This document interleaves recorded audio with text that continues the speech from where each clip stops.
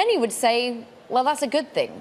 Being able to control technology that perhaps some are fearful of. Why is this a threat to your academic research? Well, good morning, Caroline, and thank you for having me.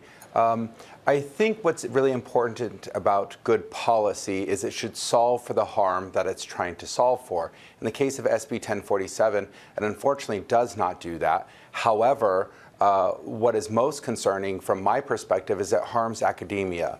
It harms academia because it hurts the open source community and makes it very difficult for the open source community, startups or other industry, or large players like Meta, who puts out the Llama model, for us to be able to dissect, understand how that works, what its impact will be for society, and we need to be able to train the next generation to be AI leaders. And if we can't be able to have access to this because this could hurt this entire community, then I think SB 1047 is actually counterproductive.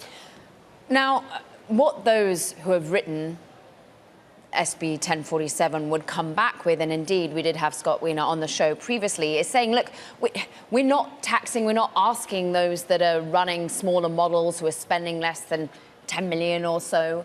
We are only after the big players. Why is it such a crucial impact, for example, when Llama seems to be going great? We just had numbers out of Meta that there's 20 million times downloads in the past month alone. Right, and that's precisely the point.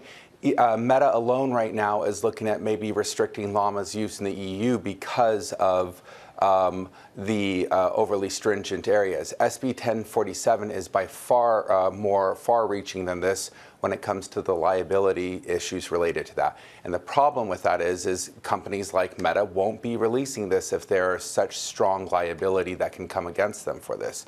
And without that, we won't be able to understand and interrogate these models and see how they work the way academia does and how we do that very well. So that will cut off an entire choke point to us. Second, I would also add that academia itself, well-resourced universities do want to look into how to build these. And so there's consortiums of universities that might want to spend more money in building these so we can train the next generation on how this works. And we won't be able to do that because we won't be able to afford all of the lawyers and the legal fees that will be required to be able to stay in compliance.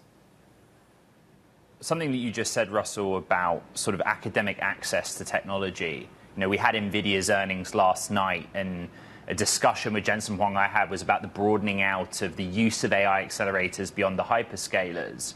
Can Stanford Institute for Human-Centered AI get access to a cluster? Like, is this a situation that works for you?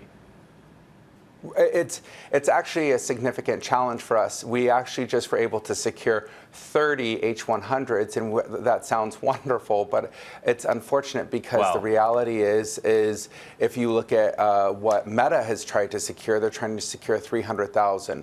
So the reality is academia is constrained as to what it can do in this particular space.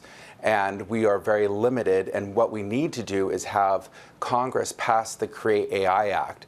That is a government subsidizing compute and data for academic research, and it's desperately needed. And academia also needs to consider how to reform here and put greater degree of investment in this so that we can be able to train students so that they can be the next AI leaders. SB 1047, sorry to go back to it. Is this the end of the story, or do you think you'll continue to be consulted as this moves forward? We are being continually consulted on this, but the reality is there's a chorus of people who are deeply concerned about this. It's not just academia. It is indeed small businesses that are startups that are afraid of what this will mean for them. And there's this ironic side of this. It bizarrely will entrench or make the most powerful companies even more secure in this space because they can afford the legal fees. They can afford all of the compliance fees and things that come from this. Startups in academia cannot.